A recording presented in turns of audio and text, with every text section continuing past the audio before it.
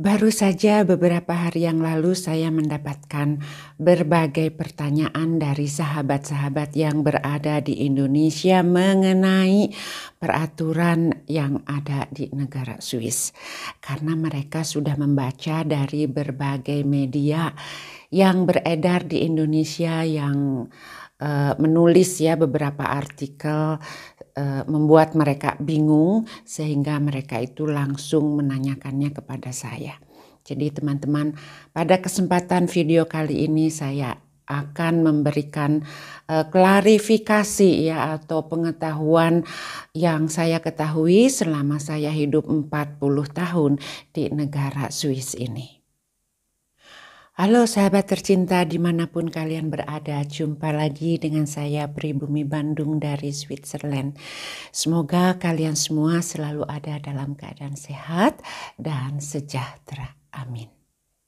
Saya akan langsung membahas kepada inti pembicaraan kita di video kali ini, di mana sekali lagi ya sahabat dari Indonesia bertanya kepada saya apakah betul atau tidak, di mana beliau membaca dari salah satu news yang beredar di Indonesia, larangan-larangan yang tidak boleh dilakukan di negara Swiss.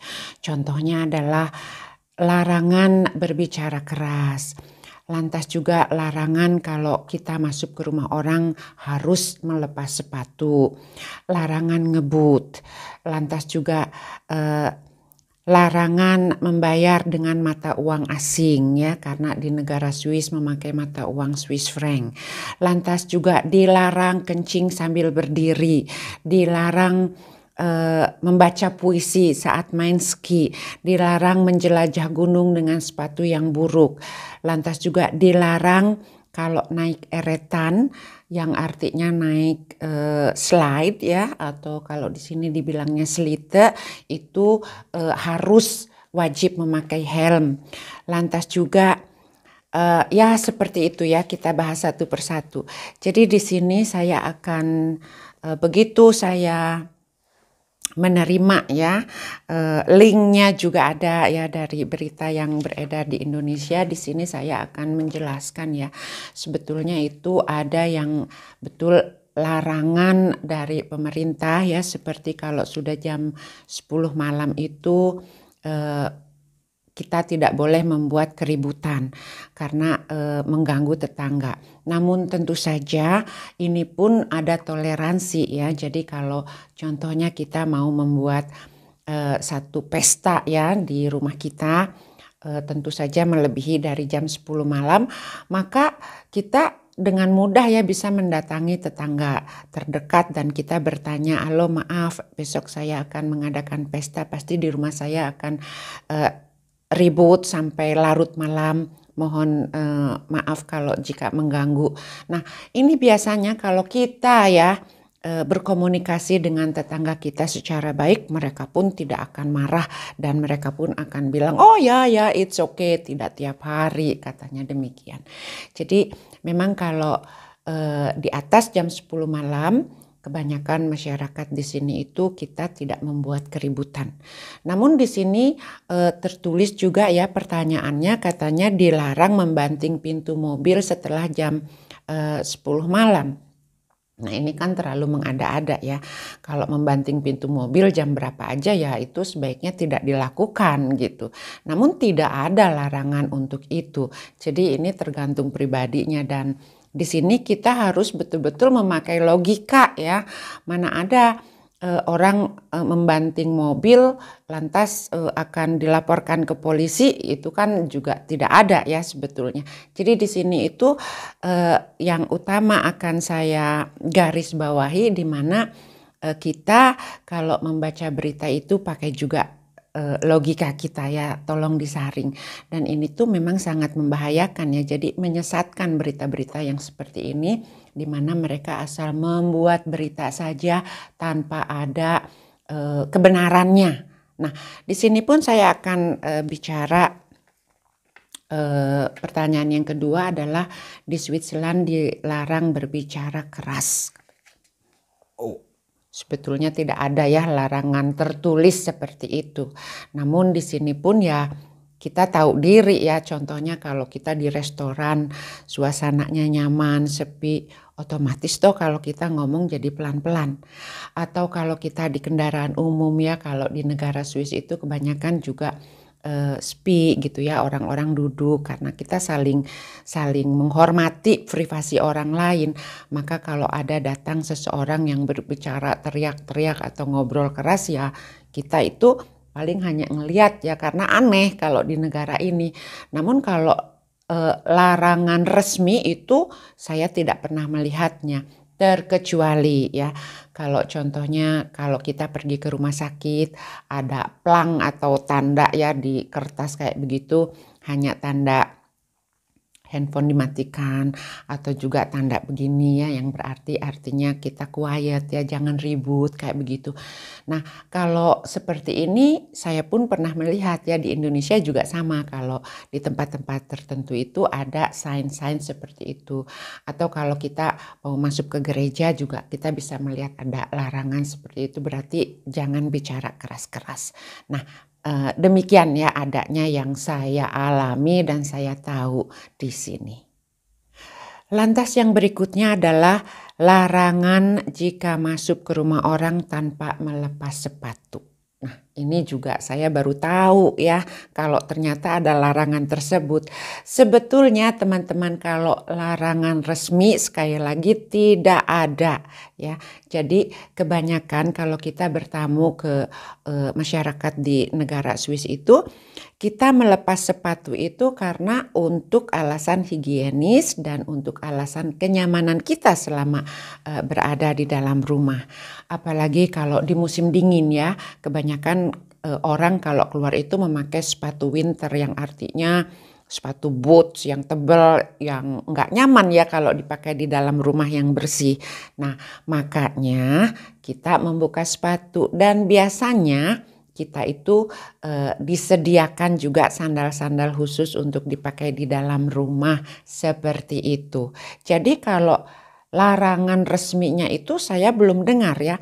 Bahkan saya sering kedatangan tamu ya, apalagi kalau di musim panas mereka itu kan memakai sepatunya yang lain ya, yang simpel-simpel seperti sepatu yang dipakai di Indonesia.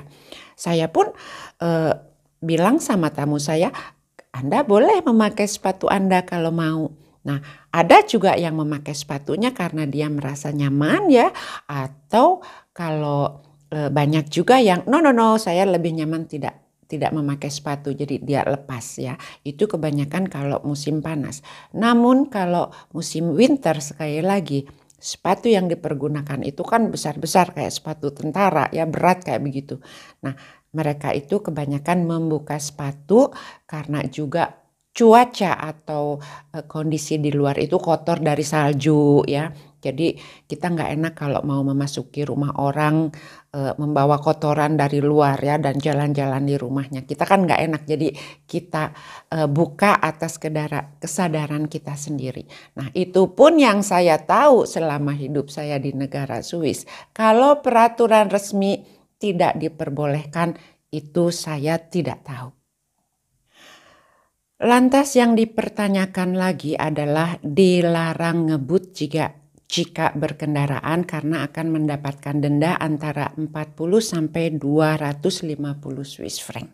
Nah ini pun kalau kita cerna ya, tentu dilarang ngebut itu di mana-mana sebetulnya. Namun yang saya ketahui kalau di negara Swiss ini, di setiap tempat atau jalan apapun itu ada peraturannya, ada sign-signnya, ada rambu-rambu lalu lintasnya. Jadi kalau signnya ya di contohnya di autobahn, highway atau di jalan tol. Di sini itu boleh mengendarai sampai 120 km per jam. Jadi tidak apa-apa ya kita mengendarai dengan kecepatan seperti itu kalau di jalan tol. Namun juga sebaliknya, jika di jalan-jalan di pedesaan ya, contohnya yang signnya rambu-rambunya hanya tertulis 50 km per jam, maka kita hanya diperbolehkan maksimum 50 km per jam. Walaupun situasinya tidak ada kendaraan lain ya, kosong sekali kayak begitu, tetap ya di sini pun orang sudah sadar kalau kita melanggar atau melebihi kecepatan yang sudah ditentukan, tentunya ada denda. Nah, soal denda besarnya antara 40 sampai 250 Swiss franc itu juga salah ya. Karena saya pernah bahkan di video sebelumnya ya, saya sudah tayangkan beberapa bulan yang lalu, pernah mendapatkan juga denda sebanyak 600 Swiss franc karena saya melewati ya beberapa meter, hanya melewati bukan rambu ya, jadi di jalan itu ada line-nya, ada garis tertutup dan garis terbuka. Nah, saya mau masuk ke sebelah kanannya itu, ban mobil saya masih di garis tertutup ya, jadi padahal kosong jalannya, tidak mengakibatkan apa-apa. Namun di situ saya kena dendanya sebanyak 600 Swiss franc atau kurang lebih 9 juta rupiah. Lantas yang berikutnya adalah jangan membayar dengan mata uang asing, karena di negara Swiss ini mata uangnya Swiss franc ya. Nah, sebetulnya teman-teman ya, di tempat-tempat tertentu tentu saja kita bisa membayar dengan euro. Ya, jadi kalau untuk euro itu tidak ada masalah. Kita bisa berbelanja ke supermarket atau juga di restoran kecil mereka menerima ya euro. Walaupun di sini kita harus perhatikan ya, karena rate-nya kadang-kadang jadi tidak baik. Jadi memang alangkah baiknya kita membayarnya dengan mata uang setempat. Ini menurut saya nggak nyeleneh ya. Jadi peraturan seperti ini itu tidak ada resminya peraturan. Contohnya kalau saya ke Indonesia, saya membayar dengan uang rupiah tentunya.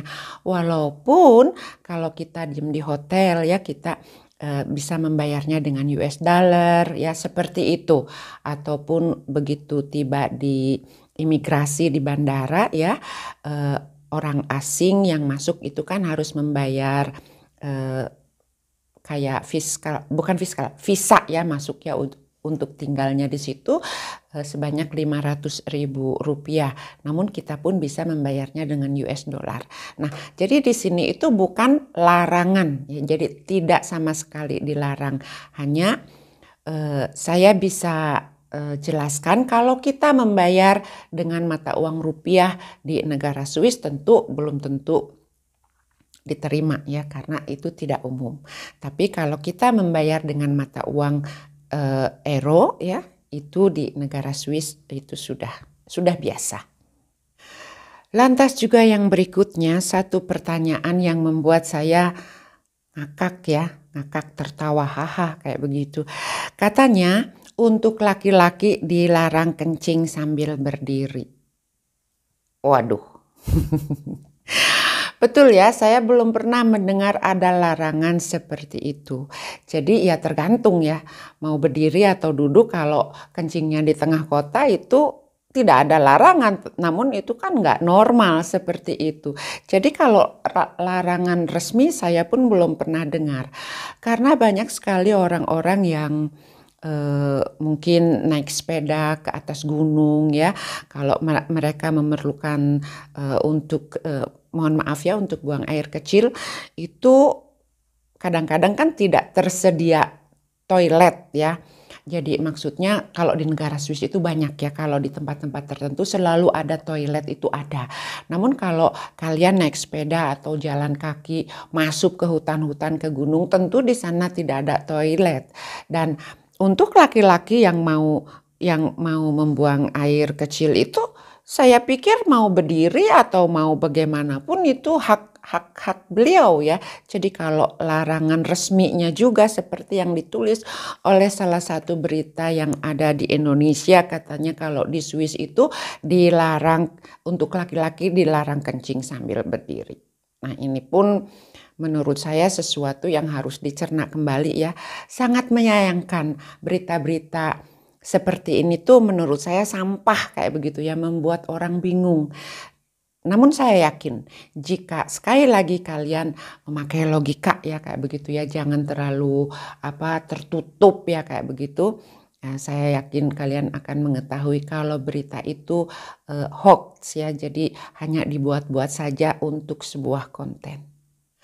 Bahkan ditulis juga tidak boleh membaca puisi saat bermain seki. Aduh, saya di sini harus menjelaskannya kayak apa ya.